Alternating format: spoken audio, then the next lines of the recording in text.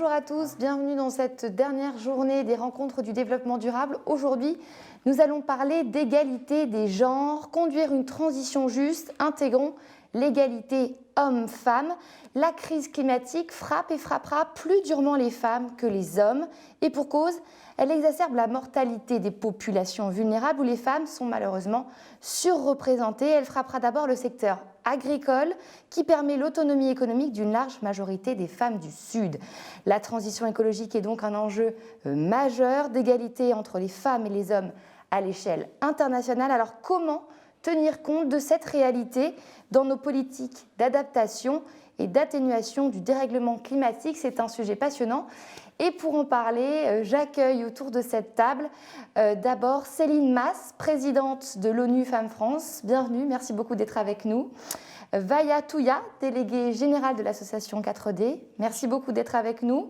Monsieur Eric Singler, en charge de la BVA Nudge Unit, je ne sais pas si je le prononce bien.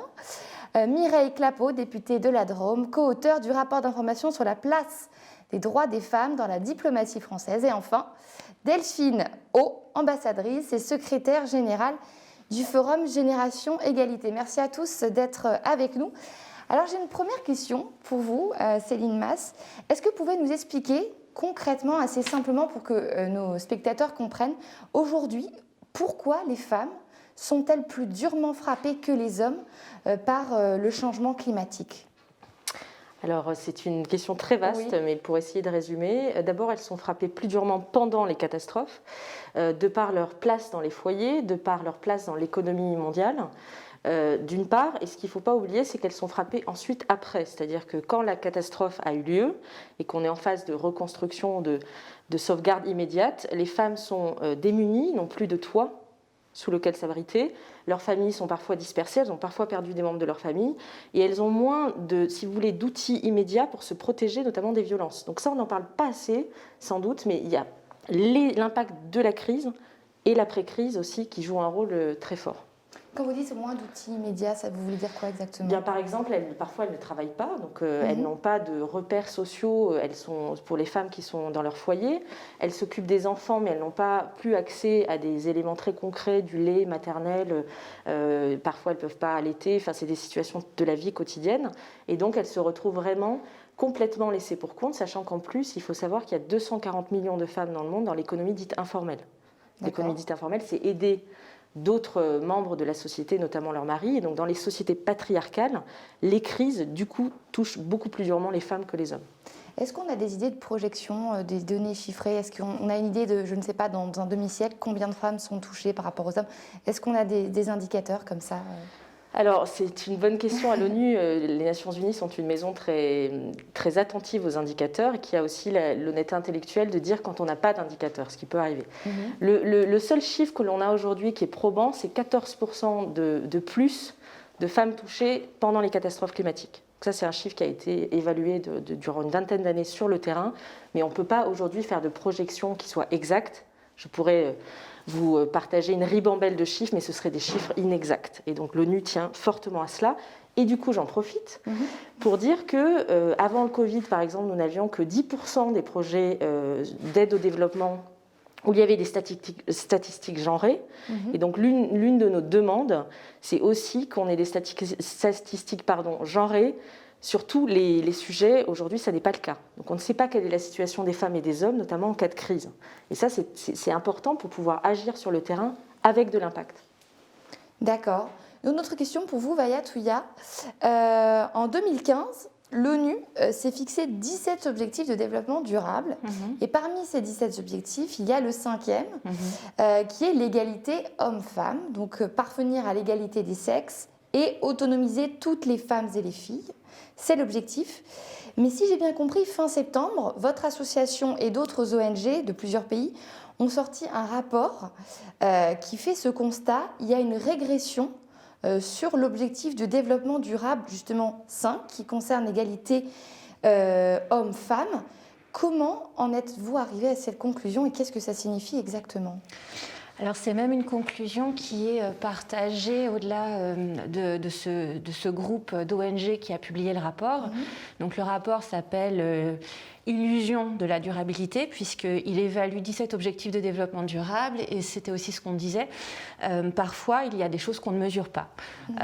Et ça a été une réponse à un autre rapport d'Eurostat, donc les statistiques officielles de l'Union européenne, donc de l'ensemble des pays, qui montrait que parmi ces 17 objectifs, il y avait des progressions, notamment sur l'objectif sur la paix, et j'y reviendrai parce que les femmes jouent un rôle important au niveau de la paix. Donc des progressions au niveau de la paix, et nos ONG ont dit, enfin, si on prend par exemple certains indicateurs comme la vente d'armes, est-ce qu'on peut vraiment dire qu'on progresse ? Par contre, on a un constat qui est le même du côté des ONG et du côté d'Eurostat, avec les indicateurs qui remontent, l'ODD 5 et l'ODD 5 qui a le plus régressé. Donc c'est un constat qui est quand même difficile en 2020, notamment en Europe.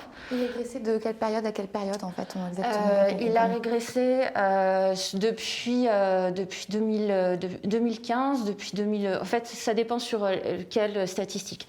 Sur les violences, on a vu effectivement une montée forte sur une échelle de temps courte, notamment 2020 et plus particulièrement pendant le confinement.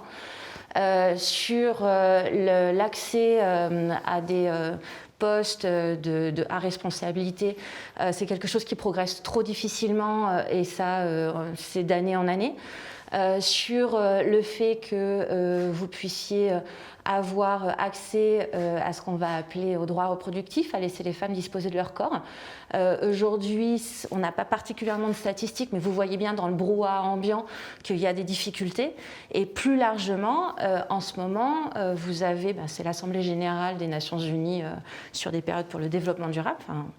Et vous avez des alliances particulières entre les États-Unis et l'Iran parce qu'il y a une opposition sur le fait que les femmes puissent accéder aux droits reproductifs. Donc je trouve que ce sont des alliances particulières et qui nous donnent un récit très difficile, je trouve, au niveau des femmes. Et donc, comme en fait, il y a la métrique qui nous montre que ça régresse, mais en plus, il y a un récit politique de haut niveau avec le fait qu'aujourd'hui, on puisse remettre en cause des droits.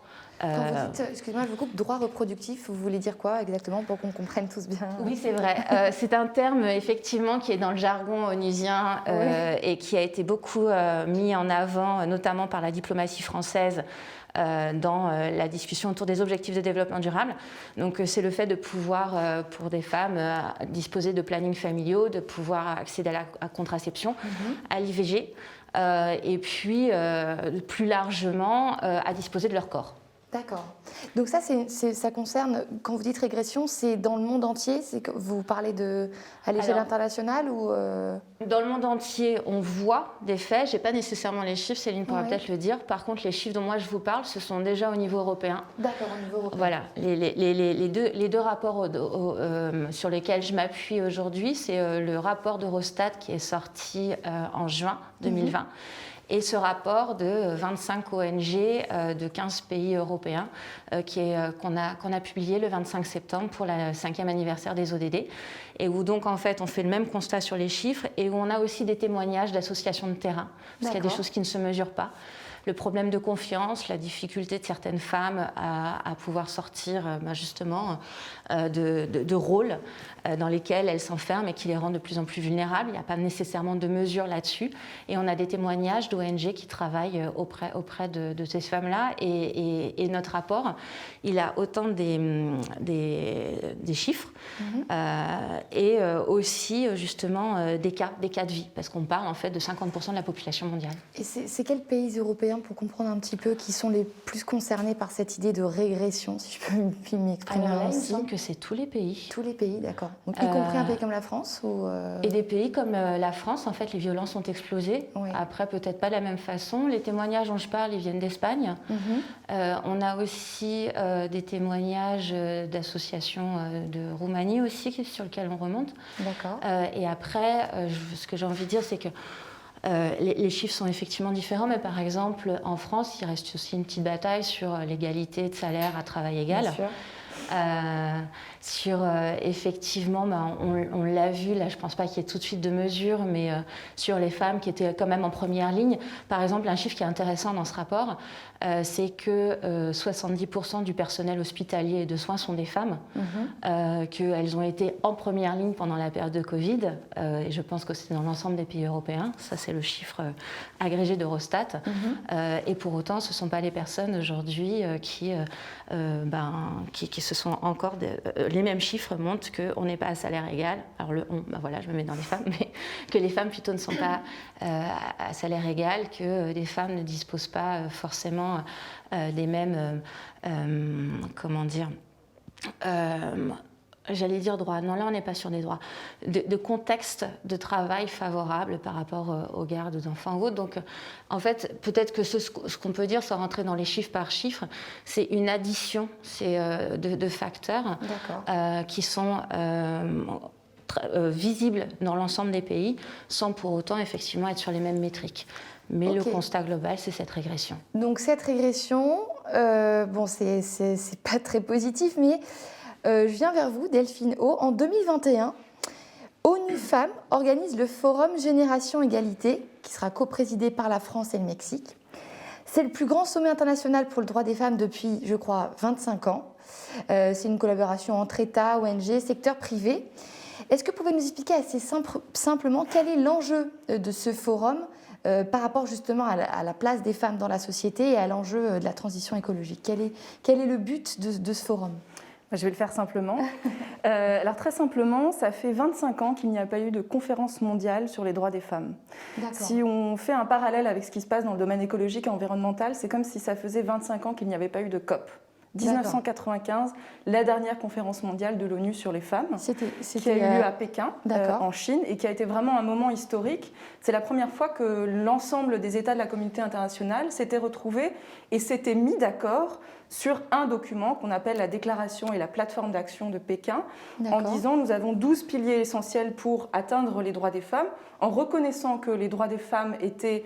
Alors c'était à l'époque Hillary Clinton qui avait dit « Women's rights are human rights ». Alors en français ça ne se traduit pas très bien, hein. Les droits des femmes sont des droits de l'homme, donc maintenant on dit des droits humains.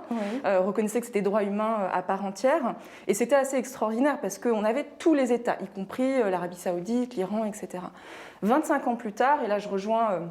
le constat de madame, même si je le nuancerais un petit peu, notamment sur certains pays européens, on constate effectivement qu'on ne serait plus en mesure aujourd'hui d'obtenir le même consensus qu'il y a 25 ans. C'est-à-dire quelque part, on était plus d'accord sur les droits des femmes il y a 25 ans qu'aujourd'hui. Alors qu'est-ce qui s'est passé? Il y a eu d'énormes avancées en termes d'accès à l'éducation, accès à l'alimentation, accès à l'eau, etc., etc. Mais effectivement, on a une montée en puissance de forces conservatrices. Alors parfois, ce sont certains gouvernements, que je ne citerai pas, mais que vous pouvez bien imaginer. Ce sont aussi des ONG, ce sont des acteurs privés qui sont montés en puissance et qui se sont complètement désinhibés pour affirmer une certaine régression des droits des femmes. Et je pense notamment du droit à l'avortement. Alors hier, on célébrait, c'était la journée mondiale du droit à l'avortement, très très très important. Effectivement, dans des pays, alors là on peut le dire en Europe comme la Pologne et la Hongrie, on observe une régression sur le droit à disposer de son corps. Donc ce qu'on appelle exactement les droits et santé sexuelle et reproductifs, c'est effectivement le droit à disposer de son corps. Maîtriser de sa contraception, avoir des enfants si on en veut, quand on en veut, avoir une éducation complète à la sexualité, y compris pour les jeunes filles, et effectivement le droit à l'avortement sécurisé. Et on considère aujourd'hui que ça n'est pas simplement un droit, c'est aussi un service de santé essentiel. C'est-à-dire que le droit d'avorter et le droit à la contraception, c'est un service de santé essentiel. Ce n'est pas comme avoir recours à la chirurgie esthétique. Or, certains gouvernements conservateurs estiment que c'est un luxe quelque part et que ça ne doit pas être remboursé, etc., etc. Donc c'est un service de santé aussi. Il faut le voir sous l'angle du droit et l'angle de la santé. Donc le Forum Génération Égalité, c'est effectivement ONU Femmes, avec un certain nombre de pays qui s'est dit bon, maintenant il est temps de mettre fin à cette poussée conservatrice, car ce sont aussi ces conservateurs qui tiennent le haut du pavé, quelque part. On les entend beaucoup plus, on entend ce qui se passe aux États-Unis, ils sont beaucoup plus visibles, et on assiste malheureusement à la diffusion d'un message de plus en plus conservateur sur le retour aux valeurs familiales, la femme au foyer, la femme qui doit s'occuper des enfants. On l'a entendu pendant la crise sanitaire dans certains pays. Ah ben c'est très bien, les femmes, ce sont à elles de s'occuper des enfants, c'est à elles de s'occuper des personnes malades, etc. Donc on voit ce retour en force, et donc l'idée était de remobiliser la communauté internationale. Alors le forum devait avoir lieu cette année, malheureusement il était reporté à l'année prochaine. Il est effectivement co-présidé et co-accueilli par la France et le Mexique, mais il devait accueillir 8000 personnes cette année. Je ne pourrais pas trop vous dire sur l'année prochaine combien de personnes on sera en mesure d'accueillir. En tout cas, il y aura une grande partie virtuelle importante.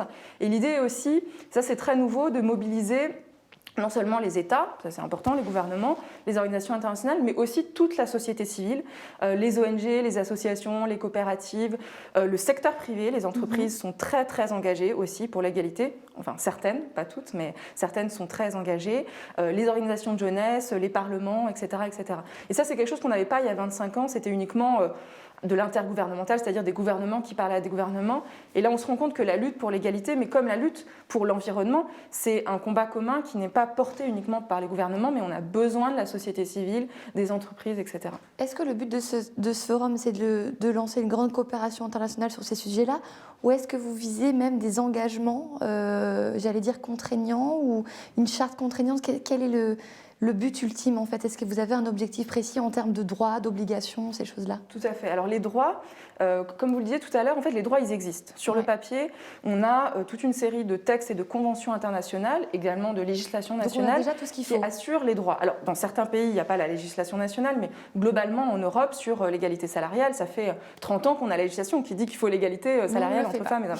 En revanche, ce qui manque, effectivement, c'est l'implémentation, c'est la mise en œuvre. Donc, pour le Forum Génération Égalité, il n'y aura pas de nouvelles conventions internationales. En revanche, on va vraiment se concentrer sur des moyens d'action et sur des engagements concrets. Donc, on a demandé à tous les participants, qu'ils soient un gouvernement, une entreprise, une ONG, une organisation de jeunesse, de prendre des engagements sur 6 thématiques qu'on a définies. La lutte contre les violences faites aux femmes, genre et climat, qui est notre thématique d'aujourd'hui, les droits et santé sexuelle et reproductive, l'autonomisation économique, etc. On leur a demandé de se constituer en coalition et de prendre des engagements concrets avec une feuille de route sur 5 ans. Et donc très concrètement, ils vont dire, voilà, nous, sur 5 ans, nous nous engageons à atteindre ces objectifs-là, par exemple dans la lutte contre les violences faites aux femmes, et nous mettons les moyens à disposition avec du financement, des législations, etc. Donc on est vraiment là, le temps des droits, il existe toujours, mais globalement, on a les instruments normatifs internationaux. En revanche, on n'avait pas moins de moyens d'action. Donc le Forum Génération Égalité, c'est vraiment des engagements concrets, oui.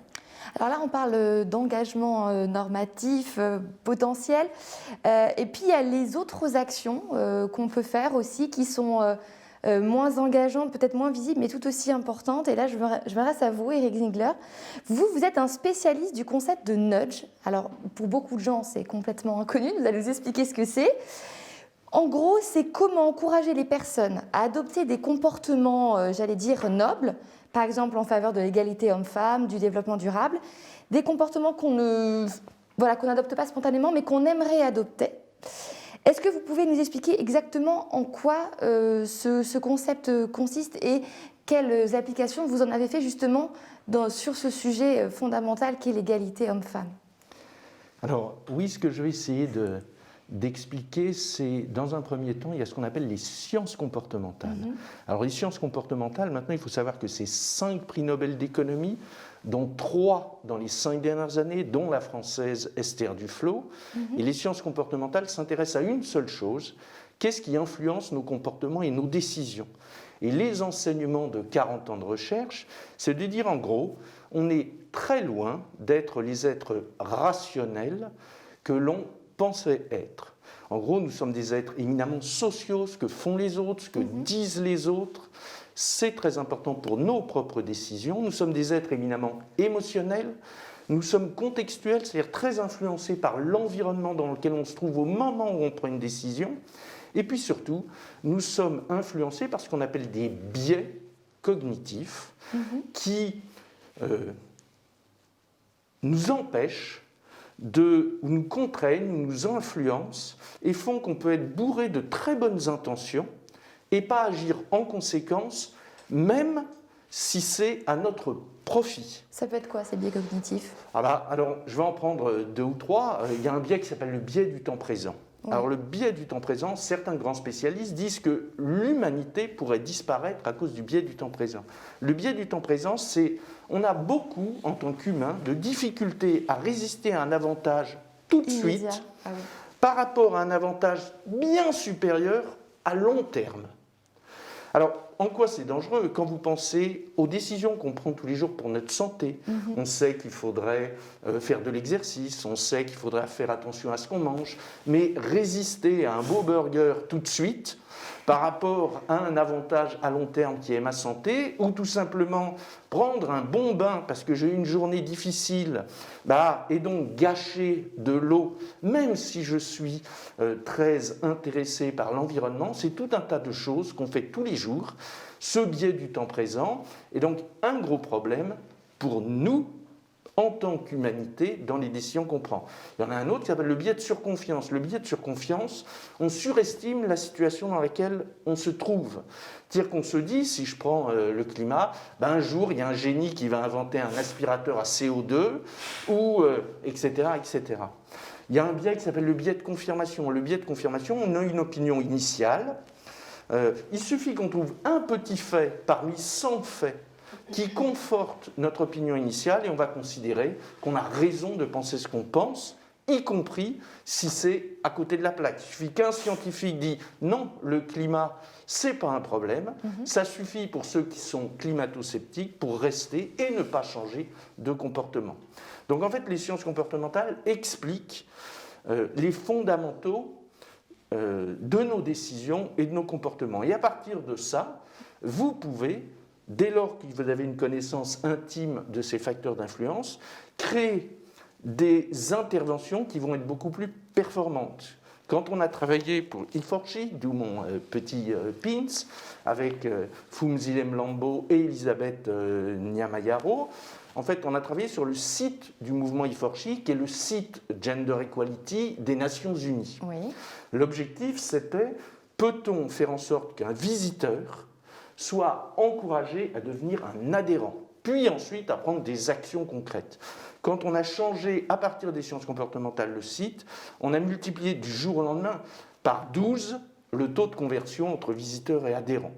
Quand on a travaillé sur un autre sujet pour la BNP, vous savez peut-être que Jean-Laurent Bonafé est un E4G champion et que la BNP est très engagée dans la gender equality.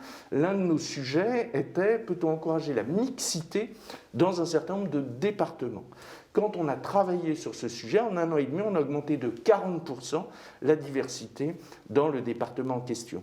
Donc c'est juste pour vous dire, alors après j'essaierai d'expliquer comment on fait, Le but du jeu, c'est vraiment de dire comment, sur la base d'une compréhension approfondie des comportements, je peux, au-delà des lois, au-delà des incentives financières, les taxes ou les subventions, au-delà de l'information, comment peut-on ajouter un 4e levier? C'est en rien ne pas continuer à faire des lois, il faut, à faire des systèmes de régulation, etc., à informer, mais l'un des grands enseignements, par exemple, des sciences comportementales, expérimentation à l'appui, bien sûr, c'est de dire on peut être informé, on peut être convaincu qu'il faudrait adopter ce comportement et ne pas le faire. Et très souvent, dans les actions qu'on entreprend, on se concentre sur créer la bonne intention. Et on pense que par rapport à un être qui est censé être rationnel, dès lors que j'ai l'intention de faire quelque chose, je vais le faire. Ce n'est pas le cas. On peut avoir l'intention et pas faire. Dans le cas de justement de cette action E4She, de ce site, comment vous avez fait? Comment vous êtes pris exactement pour qu'on comprenne assez concrètement quels sont les outils, quoi. Tout à fait. Alors, en gros, l'écart entre intention et action, elle s'explique notamment par ce qu'on appelle des micro-barrières et des frictions. Oui. On a une intention, si je suis sur le site E4She, a priori c'est que ça m'intéresse et je vais donc aller au bout. Et puis tout d'un coup, j'arrive sur la première page et on me dit, ce qui était le cas, « Are you E4She ?» avec un bouton, un call to action, comme on dit, « Count me in ». Et tout d'un coup, même si j'ai envie, Je ne clique pas sur le bouton, pourquoi? Alors qu'est-ce que ça veut dire count me in? On va me demander de l'argent, on va me demander des actions, et la simple interrogation que j'ai suffit à créer une micro-barrière. Pourquoi? Parce que, en fait, la réponse, elle est à un clic. Et on va tout vous expliquer. Sauf que ce clic-là, parce que nous sommes très économes, pour le dire gentiment, de nos efforts, en gros, on est flemmards, donc on ne va pas faire ce clic supplémentaire et les gens vont partir. Donc, quand vous avez compris ça, donc toujours en sciences comportementales, c'est pour ça que ce sont avant tout des sciences, on va comprendre des comportements. Pourquoi des gens qui ont une intention ne passent pas à l'action? Et donc, on va identifier, analyser à travers des études ethnographiques, etc., en suivant les gens, en discutant avec eux, on va essayer de comprendre. Et là, par exemple, on va identifier ça. Et qu'est-ce que vous faites à côté du call to action? Vous mettez juste pas de demande d'argent, pas de demande spécifique et 10 secondes pour adhérer. Et ça fait tomber des barrières, ça. Et ça fait... Et vous travaillez sur l'ensemble du site en identifiant l'ensemble des barrières. Tout d'un coup, par exemple, la marque E4She. Pour certains, ils avaient une compréhension assez globale de cette marque-là et on s'est aperçu en parlant avec eux que pour certains, c'était peut-être LGBT. Et vous pouvez être très favorable à la gender equality et moins sensible au sujet LGBT. Juste encore, voilà, j'ai une question, je m'arrête là. Donc la réponse, c'est mettez sur la première page un engagement très fort sur ce qu'est E4She. Donc c'est à la fois supprimer ces micro-barrières pour que la décision soit fluide. Deuxièmement, c'est activer des leviers dont on sait qu'ils peuvent être puissants. Je vous disais tout à l'heure que nous sommes des animaux sociaux. Si tout d'un coup, et regardez le site E4She, vous voyez qu'il y a beaucoup de gens, vous êtes un parmi des millions, et bien tout d'un coup, vous avez le sentiment que vous êtes vraiment dans une dynamique, vous êtes déjà convaincu dès le départ, puisque vous êtes sur le site et vous avez une intention d'adhérer, mais tout d'un coup, ça va renforcer votre capacité à agir. Les sciences comportementales, c'est donc ça, comprendre profondément, et le nudge, ce sont toutes ces petites actions individuelles, toutes ces petites interventions qui vont supprimer des barrières, ajouter des leviers motivationnels pour basculer. On y reviendra plus en détail tout à l'heure. Mais avant, je voudrais vous poser une question à vous, Madame Clapeau. Vous dites que le féminisme, parce qu'aujourd'hui, c'est vrai qu'il y a beaucoup de questions en soi de féminisme, vous dites que ça peut causer des atteintes aux objectifs du développement durable. Est-ce que vous pouvez nous expliquer pourquoi ?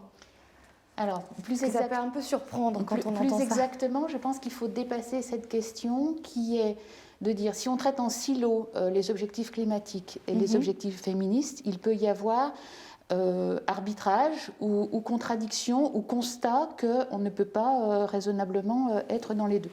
Je vous donne un exemple. En fait, c'est pour illustrer le fait que les femmes peuvent être considérées comme à la fois responsables de ce changement climatique et actrices, et donc elles ont une double injonction. Si nous prenons les femmes dans les milieux agricoles que vous avez évoqués tout à l'heure, c'est très souvent elles qui sont chargées d'aller chercher l'eau, d'aller chercher le bois quand c'est l'énergie principale, et donc on peut dire les femmes sont cause de la déforestation.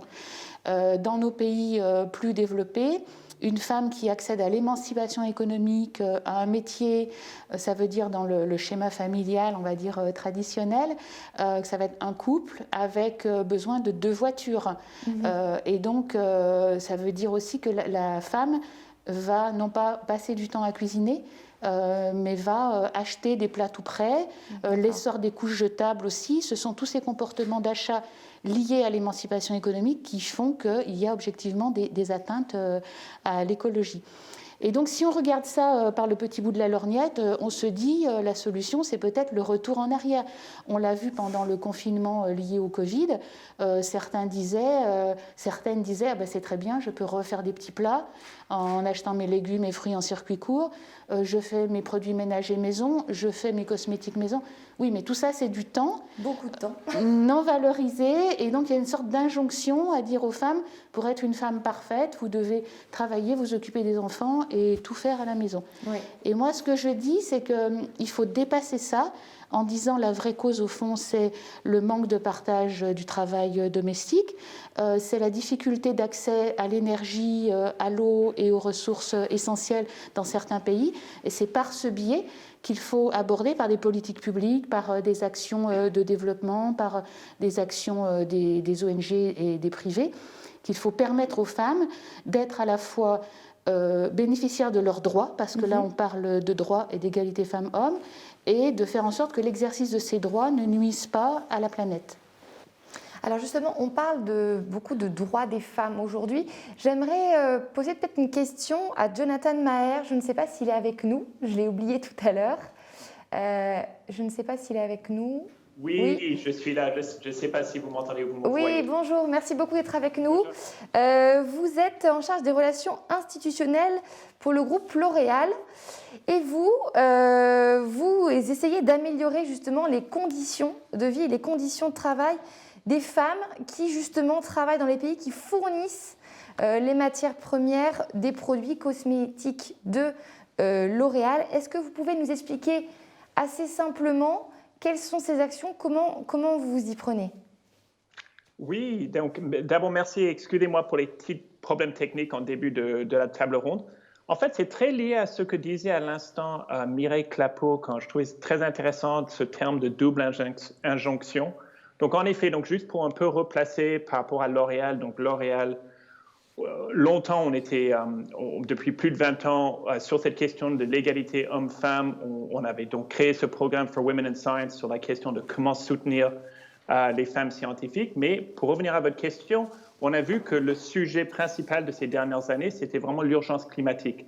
Et que la question de lien entre améliorer les conditions de travail des femmes, donner plus d'autonomie aux femmes, autonomie au sens économique, politique, était pleinement liée à cette question donc, de créer des nouvelles solutions dans la lutte contre le changement climatique. Et en effet, comme vous dites, nous, on a vu que notre levier principal, c'était notre chaîne d'approvisionnement. Nous, L'Oréal, 60% de nos matières premières qu'on utilise dans nos produits sont issues de sources végétales. Et très souvent, c'est les agricultures dans différents pays du monde où les travailleurs aujourd'hui, c'est les travailleuses, c'est des femmes agriculteurs. Et comme l'expliquait à l'instant Madame Clapeau, en effet, très souvent, c'est elles qui participent à une agriculture très intensive en termes de main-d'œuvre. Et ces femmes, aujourd'hui, sont les victimes aussi de problèmes de santé, mais aussi qui contribuent à la déforestation, aux émissions de CO2. Donc, tout notre objectif, c'était de regarder chacune de ces projets d'approvisionnement et de trouver des solutions pour valoriser leur travail, arriver à leur donner davantage d'autonomie et quelque part donner plus de capital, que ce soit du capital humain ou capital matériel, à ces communautés, mais vraiment par le prisme des femmes. Donc, si je peux me permettre, je vais prendre un exemple très précis qui est le beurre de karité. Donc, c'est un des principaux ingrédients pour la cosmétique, ça a des propriétés d'hydratation. Sûrement, il y a des personnes ici qui connaissent. La principale source de karité, c'est au Burkina Faso. Et que c'est vraiment un pays c'est une des ressources, ils ont une grande richesse de karité au Burkina Faso, qui par ailleurs est un des pays les plus pauvres au monde. Et donc aujourd'hui, depuis plusieurs années, L'Oréal, on travaille avec des ONG locaux, on travaille avec nos différents fournisseurs pour vraiment essayer de comprendre exactement comment fonctionne cette activité sur place.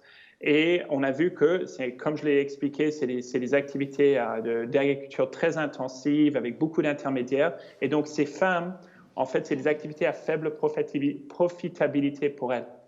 Et donc, au cours de ces dernières années, on a réussi à mettre en place des projets pour s'assurer que ces femmes et leurs communautés bénéficiaient de prix équitables, de préfinancement, de formation, d'investissement dans la communauté. On a réussi à créer des réseaux de femmes. On a essayé aussi d'éliminer les intermédiaires pour que les rendements et la profitabilité pouvaient vraiment rester chez les femmes et dans leurs familles.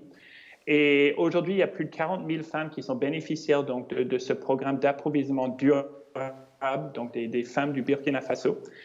Et j'aurais pu citer d'autres exemples, que ce soit l'île d'Argan au Maroc, que ce soit le Goar en Inde, mais chaque fois, ce qui est intéressant, c'est en regardant par le prisme de la condition des femmes et aussi la question de... Ah, mince. Eh bien, écoutez, on vous a perdu, peut-être qu'on reviendra avec vous tout à l'heure. Mais justement, on était en train de parler justement de la place des femmes dans l'agriculture, puisque c'est fondamental. Et je reviens vers vous, Céline Masse, dans l'accès à la propriété agricole, justement, puisque c'est un enjeu majeur. Certains rapports de l'ONU concluent que si les femmes étaient au même niveau que les hommes, on pourrait réduire considérablement la famine dans le monde, dans certaines régions du monde. Alors, est-ce que vous pouvez nous expliquer dans quelle mesure exactement et pourquoi ? Oui, avant ça, je voudrais rebondir sur quelques éléments qui ont été prononcés. D'abord, sur la mise en perspective des droits des femmes aujourd'hui, il y a des contre-attaques, ce qu'on appelle des backlash en anglais. Ça, c'est assez logique, puisqu'à chaque fois qu'on a des moments de progrès dans la société, on a toujours, de manière très féroce, des contre-pouvoirs qui viennent et qui s'organisent de mieux en mieux avec les réseaux sociaux. Je pense que c'est un point important. Le deuxième point, c'est He4She, c'est un mouvement d'ONU Femmes qui a été créé donc, avec l'autre campagne Orange Day, qui sont nos deux grands moments temps forts dans l'année. Et He4She, c'est l'inclusion des hommes dans le mouvement de l'égalité. Et ça, c'est fondamental, puisque sans les hommes qui représentent un peu plus de la moitié de l'humanité, on ne va pas réussir à accomplir des progrès substantiels. Donc ça, c'est très important. Et le troisième point, je suis un petit peu... comment vous dire, interpellée par le fait de la double injonction. Je suis tout à fait d'accord sur la systémie, c'est-à-dire qu'on ne va pas traiter juste le sujet des femmes dans l'agriculture, le sujet des femmes dans le travail, parce que tout est lié. En revanche, je pense que c'est... On peut contester ou en tout cas discuter sur le fait que les femmes produisent, soient productrices en fait du changement climatique. Parce que, en fait, le changement climatique, et on l'a vu là entre les lignes, c'est quand même aussi le résultat d'une économie néolibérale qui, plutôt que de créer de la circulation des richesses, a créé de l'épuisement des sols, certaines pratiques qui étaient pour du productivisme. Et je pense que, du coup, la place des femmes dans cette création-là, elle est très petite. Voilà, je voudrais juste dire, pour moi, les femmes sont plutôt victimes du changement climatique, très largement, que créatrices. Oui. Je crois que c'est quand même très important de le rappeler. On en parlera tout à l'heure, justement. En revanche, elles sont source d'espoir. Et ça, c'est votre question. Je viens à votre question. Parce que je crois que c'est vous qui l'avez dit. Si elles sont actrices et qu'elles ont les moyens de contribuer à cette lutte contre le changement climatique, alors elles peuvent réaliser des progrès extraordinaires.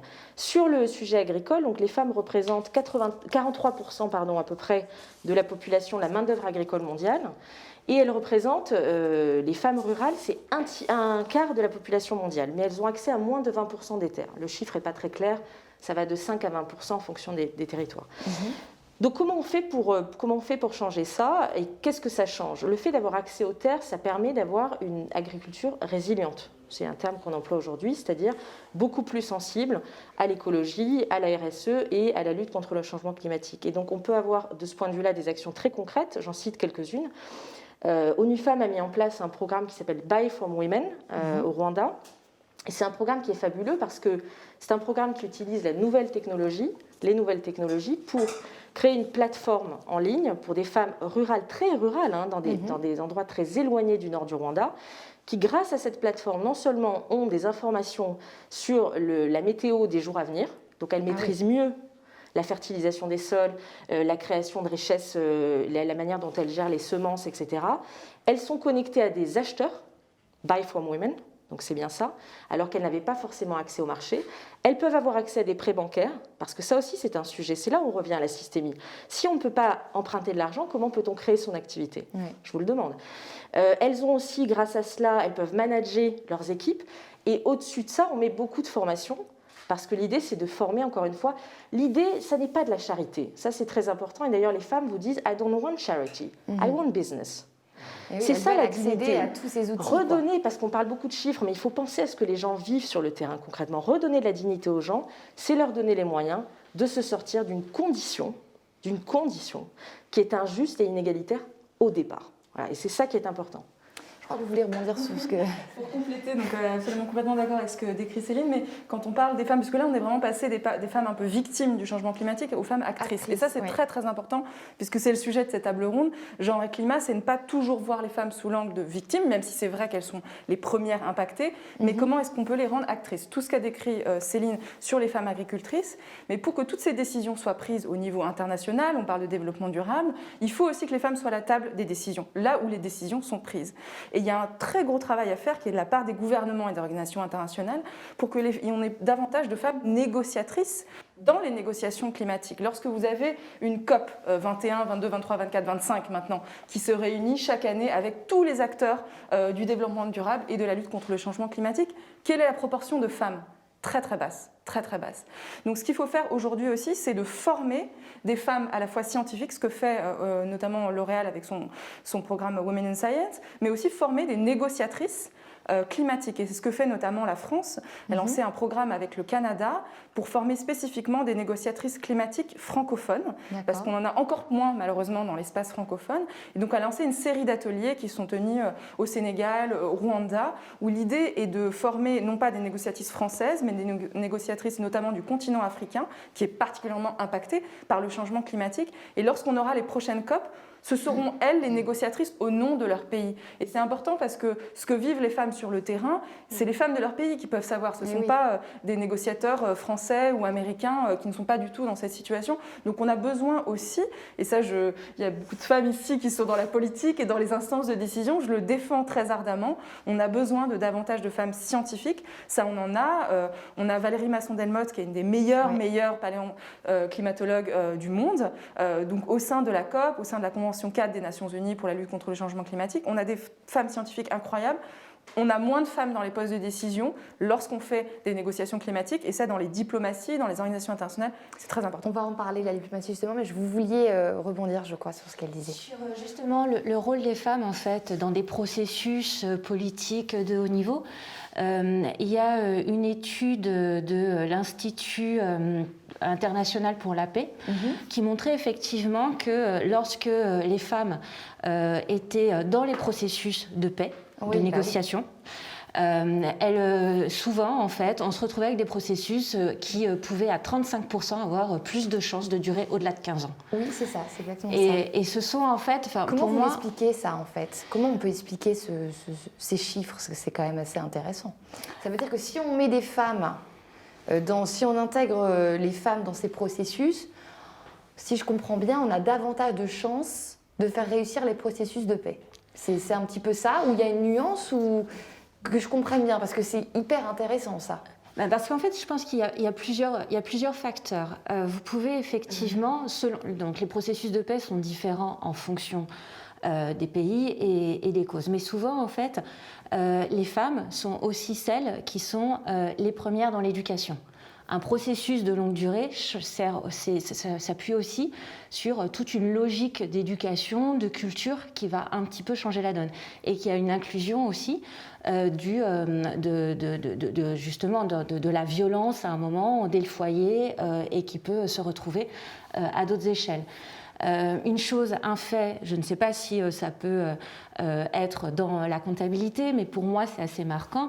Vous aviez en Nouvelle-Zélande un attentat. 2 semaines après, vous avez donc une première ministre qui remet en cause la loi sur les armes. C'est une des premières fois où on voit une telle réaction aussi radicale par rapport effectivement à une cause identifiée dans beaucoup de pays comme étant souvent la source comme ça d'attentats ou d'actes terroristes. Donc vous avez je dirais, l'inclusion des femmes à certains processus, déjà ça va changer le rapport de force, change un petit peu la donne et peut davantage irriguer des pans de société. Et on se retrouve en fait pas avec, je dirais, des processus hors sol, mais des processus qui sont souvent plus bottom-up. Et c'est exactement la même chose aussi dans le climat. On a souvent dit que les femmes étaient des vigies, notamment sur l'adaptation. Et quand en fait on a plus de relations entre le terrain et la négociation, il y a des choses qui vont quand même beaucoup plus loin, notamment sur l'éducation, notamment sur l'adaptation. Et l'éducation est un pan de la Convention climat. Et c'est souvent le parent pauvre de la Convention climat. On va parler d'atténuation, on va parler d'adaptation, mais l'éducation est aussi quelque chose qui est très très important. Et elles sont souvent, jusqu'à présent, plus sensibles aussi à ce volet-là. Céline Mas, comment vous expliquez, vous, ces chiffres, pour le redonner, pour qu'on comprenne bien? Ça serait une étude de l'International Peace Institute qui a démontré que les processus de paix qui intègrent les femmes ont 35% de chances supplémentaires de durer plus de 15 ans. Comment vous expliquez cette conclusion qui est assez étonnante et très intéressante? Alors, je serais très humble dans le fait de prodiguer une explication exhaustive, mais ce qui est certain, c'est que quand on crée de la diversité dans un processus de négociation de paix, qui sont des processus longs, complexes, diplomatiques, avec des moments aussi de combat et de désaccord, le fait d'intégrer cette diversité, ça va créer une qualité de dialogue beaucoup plus grande. Et le fait d'avoir aussi un regard différent, tout simplement, sur les mesures à prendre dans la durée, va enrichir la liste de mesures et les recommandations. Donc ça, c'est une des raisons qui est en général mise en avant sur ce sujet-là. Et c'est valable dans tous les sujets. Ce n'est pas uniquement sur les processus de paix. C'est pour ça que le côté systémique, c'est-à-dire que le droit des femmes, ça n'est pas un petit bout, un petit sujet que l'on prend par le petit bout de la lorgnette, c'est bien un sujet mondial, c'est un sujet de société sur lequel il faut être mobilisé à tous les niveaux. Delphine O. Oui, il se trouve qu'on travaille beaucoup sur le sujet femmes, paix et sécurité, la France et au niveau de l'ONU. Alors, sans tomber dans des caricatures, il est vrai que lorsque vous êtes dans une négociation de résolution de conflit, historiquement, ce sont des hommes, ils sont dans une logique de pouvoir, de confrontation, une logique militaire, et de est-ce que je vais gagner plus que par rapport à l'autre. Or, les femmes, dans les sociétés traditionnelles où il y a beaucoup de conflits, sont responsables du foyer. Donc, elles ont une capacité, c'est très intéressant, ça rejoint ce que vous disiez tout à l'heure, à se projeter dans l'avenir, c'est-à-dire quel est l'avenir que je veux pour mes enfants. Concrètement, c'est ça. Donc c'est un avenir de paix, donc je suis plus à même quelque part à faire des compromis et à me projeter pas que pour mon bien à moi, c'est-à-dire mon État, ma nation, mon armée, mais qu'est-ce que je veux pour ma société. Et ça se voit notamment, ça a été étudié sur les sujets de démobilisation. La démobilisation, c'est qu'est-ce que vous faites lorsque vous sortez d'un conflit de tous les gens, tous les hommes principalement, qui étaient enrôlés dans l'armée, et notamment les enfants soldats, qui est un sujet extrêmement grave et qui est présent sur un certain nombre de continents, lorsqu'il va falloir démobiliser des enfants soldats qui ont été brainwashés à fond et qui se sont battus, mais qui sont encore des enfants qui vont rentrer dans la famille. Qui va s'en occuper? Les mères. Dans les sociétés, dans un certain nombre de pays, c'est le cas. Et donc, les femmes, souvent, prennent en compte du moyen à long terme que les hommes ne prennent pas en compte, puisque ils ne sont pas responsables, en fait, véritablement d'une famille. Par ailleurs, les femmes ont vécu dans leur chair. Elles sont les principales victimes de violences sexuelles dans les conflits. La France est aussi très engagée sur ce sujet. Et c'est paradoxalement souvent les premières à pardonner, finalement, et à être dans une logique aussi de réconciliation. Oui. Juste un tout très court rebond, c'est vrai aussi dans l'agriculture. L'agriculture durable, il a été démontré qu'elle était plutôt pratiquée par des femmes que par des hommes. Pour autant, il ne faut pas essentialiser cette question. C'est-à-dire cantonner les hommes comme les femmes à des rôles qui ont été parfois... ça peut être assez binaire, caricatural. Et donc il faut faire attention. C'est ce que dit Delphine O est tout à fait juste. Néanmoins, il y a des hommes qui sont évidemment pour la durabilité et qui vont être des acteurs de changement. Et ça, c'est important puisque le féminisme, c'est lutter contre l'essentialisation. C'est lutter contre le fait que des femmes soient enfermées dans des rôles, comme de l'autre côté, des hommes sont enfermés dans des rôles. Donc il faut créer cette mobilité des rôles, cette circulation. C'est pour ça qu'il ne faut pas essentialiser. Voilà, c'était juste un rebond. Alors avant qu'on parle de diplomatie féministe, je pense un sujet qui va vous passionner, je voudrais qu'on retrouve Jonathan Maher, qui, je crois, est encore avec nous. Est-ce que vous nous entendez ? Je ne sais pas s'il est encore avec nous. J'aurais voulu savoir comment L'Oréal essayait justement de promouvoir les femmes. C'est une politique assez essentielle, promouvoir les femmes à des postes de responsabilité. Mais je crois qu'il nous a quittés ou qu'il n'est plus en ligne. Donc on va parler de diplomatie féministe avec vous, Delphine O. Alors, je pense que la plupart des gens ne savent pas exactement en quoi ça consiste, mais ça nous vient de Suède.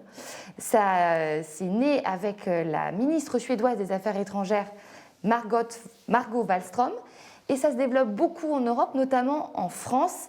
Concrètement aujourd'hui, comment cette diplomatie féministe s'incarne-t-elle et en quoi permet-elle justement de protéger les femmes du changement climatique et d'en faire des actrices à part entière de la transition écologique? Alors, si vous voulez, je vais dire quelques rapides mots. Je donnerai la parole à mon ex-collègue, Mireille Clapeau, qui est l'autrice d'un rapport sur la diplomatie féministe de l'Assemblée nationale. Donc, effectivement, la France est le 3e pays à avoir adopté une diplomatie féministe, après la Suède en 2014 et le Canada en 2017. Nous l'avons adoptée en 2019, donc c'est relativement récent. Il n'y a pas encore de cadre théorique en France, mais globalement, la diplomatie féministe, elle s'applique à l'extérieur et à l'intérieur. À l'intérieur, c'est très simple et on en parle beaucoup, c'est faire monter des femmes à des postes de représentation et à des postes de décision et faire en sorte que l'égalité des genres soit respectée au sein des outils de la diplomatie française, c'est-à-dire au sein du ministère des Affaires étrangères, des différents opérateurs, etc. Donc c'est faire un effort particulier, et le ministère en est encore loin, sur la nomination des femmes ambassadrices. On est assez loin de l'objectif qui est fixé par la loi, qui est de 40% de femmes à des postes donc, de direction, donc c'est des postes d'ambassadrices et de directrices. Et là aujourd'hui on est à combien? On est à 25%. Mais on a fait un bond considérable depuis 2012, depuis la loi, mais effectivement la Suède a à peu près 50% de femmes ambassadrices, mais les choses évoluent. Et puis surtout, l'idée est dans toutes les politiques extérieures, la politique étrangère française, dans toutes ses composantes et pas que le développement, de faire en sorte que l'égalité femmes-hommes soit prise en compte. C'est-à-dire qu'aujourd'hui, c'est une évidence que lorsque vous faites des projets de développement sur l'éducation, la santé, en Afrique, en Asie, etc., oui, il faut prendre en compte l'égalité femmes-hommes, l'éducation des filles, l'accès des femmes associées à cela, etc. Mais c'est un tout autre sujet que d'intégrer, par exemple, l'égalité femmes-hommes dans les politiques commerciales. Lorsque nous négocions un accord de libre-échange en tant qu'Union européenne, puisque maintenant c'est au niveau de l'Union européenne, avec le Canada, le Mexique, la Corée du Sud, etc., etc., aujourd'hui, on a fait en sorte, depuis d'ailleurs l'action du Parlement français, on a dit que le respect des règles environnementales était une condition sine qua non, qui est finalement un critère d'éligibilité pour un accord de libre-échange.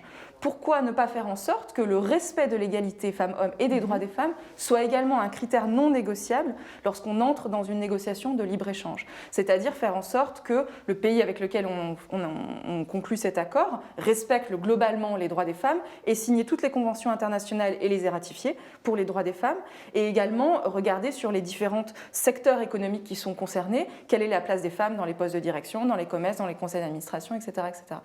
C'est aussi une question sur la sécurité. Aujourd'hui, de plus en plus, au Conseil de sécurité de l'ONU, on parle de droits des femmes. Mais je voudrais donner la parole à allez-y. C'est la grande spécialiste.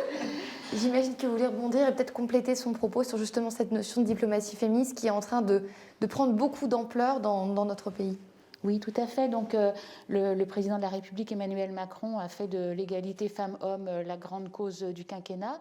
Et donc, ça se décline en des mesures nationales et ça se décline aussi dans une diplomatie féministe. Donc, je ne vais pas reprendre tout ce qui a été dit, mais effectivement, première chose, c'est l'exemplarité. C'est-à-dire que la France, qui a désormais un Parlement qui est quasiment à parité femmes-hommes, et ça a été le résultat d'une action volontariste, il faut le rappeler. La France qui progresse dans la parité des nominations des ambassadrices, ambassadeurs, et puis des grands postes au Quai d'Orsay. Et puis dans les autres composantes de sa diplomatie, la France qui fait entendre une voix singulière, en particulier dans le respect des droits sexuels et reproductifs. Et ça ne va pas de soi, parce qu'il faut parfois à la fois être ferme, mais aussi accepter dans les grandes instances, comme ça a été le cas lors de la présidence française du G7, et qui a été transmise aujourd'hui aux États-Unis. Donc vous voyez ce que je veux dire. Il faut accepter de choisir des sujets qui permettent d'aboutir à des consensus et à des actions concrètes. L'émancipation économique des femmes, par exemple, c'est un sujet qui fait consensus. La France, elle a aussi des moyens de sa diplomatie, comme ça a été dit, sur la défense et la sécurité, donc promouvoir les femmes dans la prévention des conflits et le maintien de la paix. Et puis, il y a le développement, l'aide publique au développement, qui est le bras armé pour agir concrètement sur le terrain. Et à cet égard, je voudrais donner un exemple, parce que c'est tout récent, et puis c'est vrai que ça fait écho à ce que vous disiez sur comment changer réellement les choses. Je m'intéresse à une zone qui est les Balkans occidentaux, donc des pays qui ne sont pas dans l'Union européenne, mais qui sont quand même dans notre voisinage proche. Et en Albanie, par exemple, où j'étais la semaine passée, l'Agence française de développement a une approche genrée de ces nouveaux projets d'aide au développement.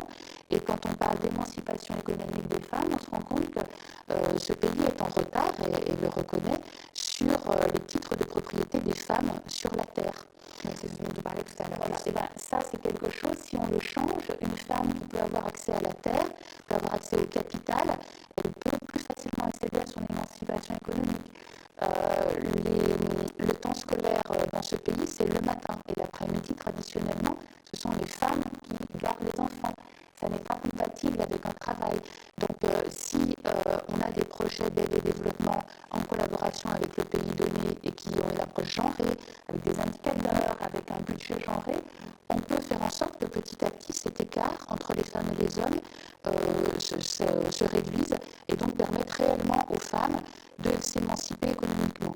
N'oublions pas aussi la partie émancipation politique, c'est-à-dire autonomisation politique, c'est-à-dire avoir voix au chapitre dans ce qui concerne la collectivité locale, mais aussi les affaires nationales. Et puis enfin, il y a la question des moyens que la France met dans différentes instances. Alors, ça n'est jamais assez, mais ça va s'améliorer et nous allons, je l'espère, avoir un budget global d'aide publique au développement qui va atteindre les fameux 0,55% et qui va permettre d'avoir des moyens à la fois en direct par l'Agence française de développement et puis aussi via des instances dédiées, des ONG dédiées à ça, et en partenariat aussi, comme Delphine le disait, avec les sociétés privées. Parce que les sociétés, par leur responsabilité sociale et environnementale, ont vraiment quelque chose à faire. Et ça, nous portons aussi cette voix pour que tous les acteurs concourent à l'égalité femmes-hommes. C'est ça la diplomatie féministe. C'est beaucoup de choses. Félix Nickler, je ne sais pas si vous voulez rebondir sur ce qu'elle disait, non. Comment, via justement les sciences comportementales, on peut essayer de promouvoir l'accès des femmes à des postes de responsabilité? Est-ce que vous avez des exemples à nous donner justement de mise en place? C'est assez complexe. Je voudrais souligner deux points qui me paraissent très importants avec la perspective des sciences comportementales. Le premier point, c'est quel que soit ce qu'on fait, il faut penser que le but du jeu, à la fin, c'est d'encourager des gens, que ce soit des patrons, que ce soit des politiques, que ce soit tout un chacun, à adopter des bons comportements. Par exemple, je suis le board de telle entreprise, comment je mets en place des actions pour promouvoir plus de femmes au poste de responsabilité. Et par rapport à ce point-là, encore une fois, ce que nous montrent les sciences comportementales, c'est nous tous, nous ne sommes pas uniquement des êtres rationnels, c'est-à-dire oui, il faut le faire, donc je vais le faire dès lors que je suis convaincu. Non, il y a toutes ces frictions qu'il faut comprendre pour pouvoir être efficace dans ce qu'on fait. Mon deuxième point, c'est le suivant. En gros, il n'y a pas des grandes idées et puis l'exécution. L'exécution est au cœur de la réussite des grandes idées. Et très souvent, on oublie ce point-là. On a voté une loi fantastique, on a généré un consensus sur telle ou telle chose. Je crois que vous disiez tout à l'heure, ça fait 30 ans qu'on a la législation qui fait, et que ça évolue pas tant que ça, ou pas au rythme où on le souhaiterait. Et il faut aller, les petites choses sont au moins aussi importantes que les grandes idées. Et souvent, par notre manière de penser, nous n'allons pas jusqu'au fond des choses.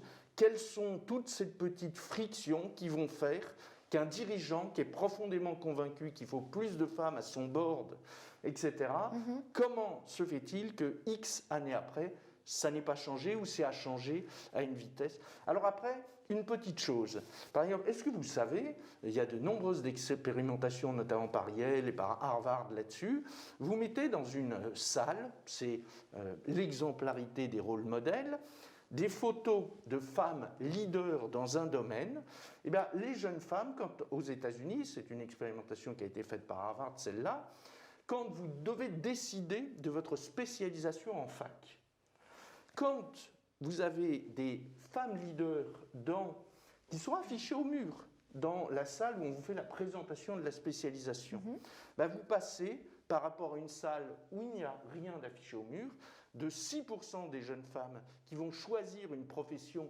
censée être genrée masculin à 32%. C'est le même discours, mais juste une petite chose. Donc, dès lors qu'on a cette compréhension fine de ce qui peut influencer les comportements humains, on peut penser l'action jusqu'au bout. Donc, en fait, il n'y a pas de réponse type à comment promouvoir des femmes. Il faut, dans une entreprise, dans un contexte particulier, aller observer tout le process qui va des candidatures aux décisions, aux managers qui choisit ou pas à la fin, essayer de comprendre pourquoi il y a ce décalage entre intentions à chacune des phases du process de sélection, et ensuite co-créer toutes ces petites actions qui vont construire, nous, ce qu'on appelle une architecture de choix qui va converger pour être incitative au comportement que l'on souhaite. Vous voulez rebondir? Oui, allez-y. Je voulais compléter en fait ce qui vient d'être dit. Effectivement, aucune décision, si elle n'irrigue pas sur le terrain et si on ne sait pas la mettre en œuvre au niveau des populations, n'est aussi forte que... On l'a vu par exemple, on le voit sur le climat, et l'association pour laquelle je travaille il y a 30 ans de suivi de négociations internationales, et c'est vrai qu'après c'est comment est-ce que ça se passe sur le terrain, que ce soit au niveau local et aujourd'hui jusque dans la vie des gens, et on le voit souvent. On avait fait un baromètre au mois de juin sur la perception des Français au regard des objectifs de développement durable. Et il y a une petite différence justement dans le baromètre qu'on avait fait avec Harris Interactive et WSF France, donc une organisation qui travaille beaucoup justement sur le droit des femmes. C'était pas dans cette intention qu'on l'avait faite, mais voilà, quand on fait un baromètre, vous avez un certain nombre de données. Et il y a un gap à un moment entre les hommes et les femmes sur quelques questions. L'une des questions, c'est pour vous, qui doit être acteur de la transition écologique? Donc on voyait les différentes strates, les entreprises, les syndicats, l'État, les collectivités.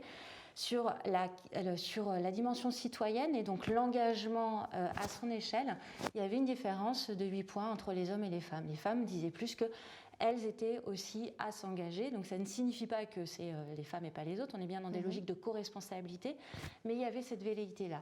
Et après, sur d'autres sujets, et c'est là où on revient sur la dimension systémique, et que c'est bien cette systémique qui nous permettra peut-être une accélération aujourd'hui. Il y a donc les objectifs de développement durable, on a parlé beaucoup du climat ici. Sur les autres aspects du milieu, bien sûr, il y a la biodiversité, il y a l'eau, il y a les océans, mais on parle aussi beaucoup des inégalités, de la pauvreté, de la faim, de la santé. Donc en fait, ils sont 17 défis. Et les femmes, en fait, là, sur ces 17 objectifs, elles étaient très sensibles, mais beaucoup plus, et donc ça peut permettre aussi des changements sur la santé. Santé et environnement, c'est un lien aujourd'hui dont on parle beaucoup. Sur, bien sûr, l'éducation. Et on l'a un petit peu sous-entendu tout à l'heure, en fait, il y a quand même une matrice des croyances. Pourquoi est-ce qu'effectivement, pourquoi est-ce qu'un dirigeant qui est complètement convaincu ne sait pas? Là, on voit dans la cour d'école, on commence à dire aux garçons, non, en fait, quand vous jouez au foot, vous prenez toute la cour, donc maintenant on va aller jusqu'à ce niveau-là, on va jusqu'à aller réguler les temps, les espaces dans les cours de récréation, mais finalement en fait c'est quand même ça commence à construire des schémas quand en fait vous êtes toujours autour dans la cour et à demander l'autorisation aux petits garçons pour aller jouer aussi, et puis en fait si on n'est pas excellente on ne joue pas. Alors qu'il peut y avoir des garçons pas forcément très bons, mais comme ils sont garçons, eux, ils ont le droit d'être au milieu. Tout ça, ce sont des schémas qui sont très importants. Donc bon, là, ça commence. Donc sur l'éducation, et puis les femmes étaient aussi effectivement très sensibles à la question du climat et des inégalités. Et je reviens sur cette dimension systémique des objectifs de développement durable, c'est-à-dire qu'il faut les prendre vraiment comme 12 fils d'une pelote. Vous tirez seulement sur un fil ou sur 2 fils, vous allez peut-être faire plus de tension sur le nœud. Vous essayez de défaire les 17 fils en sachant qu'il peut y avoir des personnes qui vont être plus sensibles sur un point, sur un autre. Et là, on aura peut-être justement les logiques d'enclenchement de cet agenda qui sont transformer notre monde. On est bien sur des logiques de transformation et on l'a dit à plusieurs reprises, si c'est un objectif à part en soi, l'objectif 5 sur l'égalité homme-femme, c'est aussi un objectif transversal pour atteindre tous les autres. On a mentionné la paix tout à l'heure, on a mentionné la faim, vous avez parlé du bois, vous avez parlé du bois de chauffage, donc sur l'énergie, mais s'il y a d'autres infrastructures aussi là, c'est plus une question à ce moment-là de poids supplémentaire sur la femme dans son foyer. Et là, on est bien aussi sur une logique multi-acteurs et c'est toute la complexité. On a très peu de temps pour passer aux questions. J'ai une question pour vous, Mireille Clapeau. Comment les femmes ont-elles réussi à faire leur place dans le domaine de la diplomatie française? Alors c'est un peu là, mais comment ça a commencé? Quelle a été, je pense que la question qui est sous-tendue, c'est comment faire dans un monde dominé a priori par les hommes, comment faire pour faire sa place? Alors, je pense qu'il y a toujours deux approches quand on parle de la progression du nombre de femmes dans une profession. Il y a l'approche pente naturelle, c'est-à-dire, mais au fur et à mesure que les femmes auront un meilleur niveau d'éducation, réussiront les concours, se porteront volontaires, elles prendront naturellement leur place.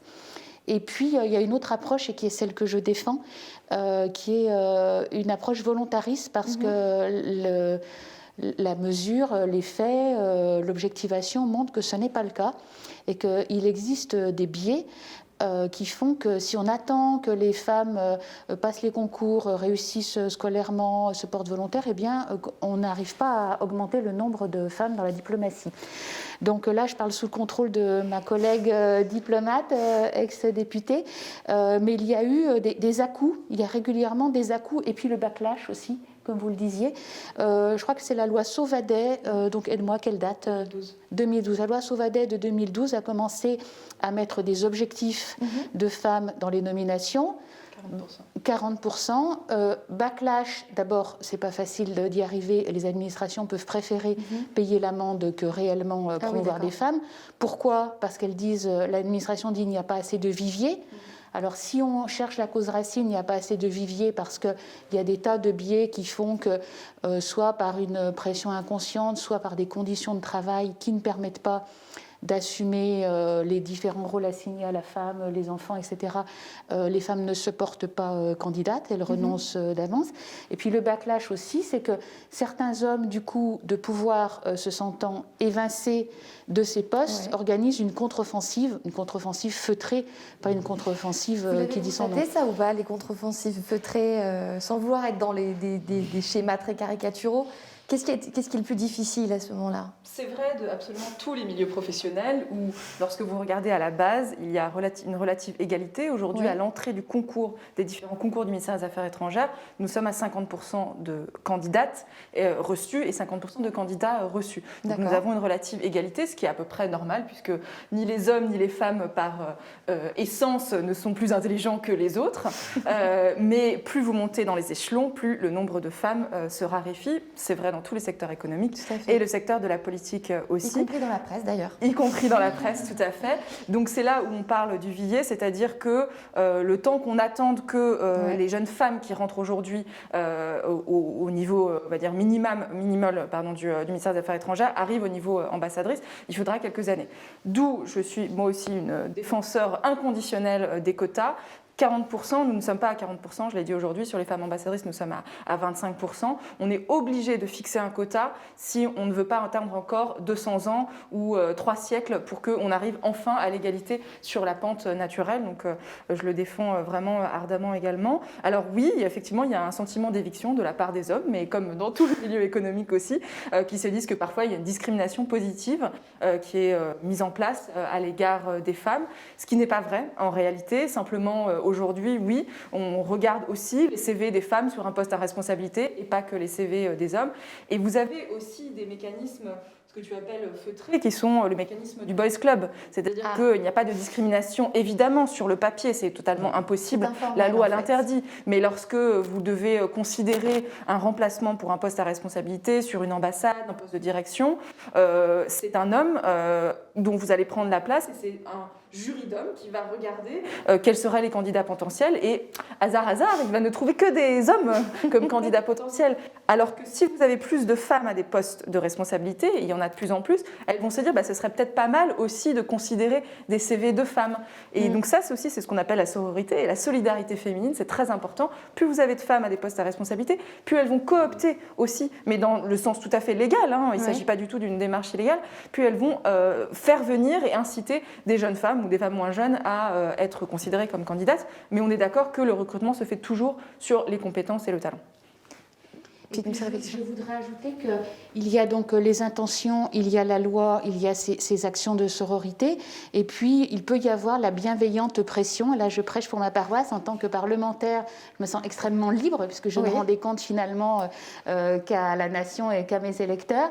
Et je sais qu'une bienveillante pression au bon moment de parlementaires qui, comme moi, sont de ferventes féministes, permet, en affichant publiquement, attention, le tour de nomination arrive, il serait bon de respecter.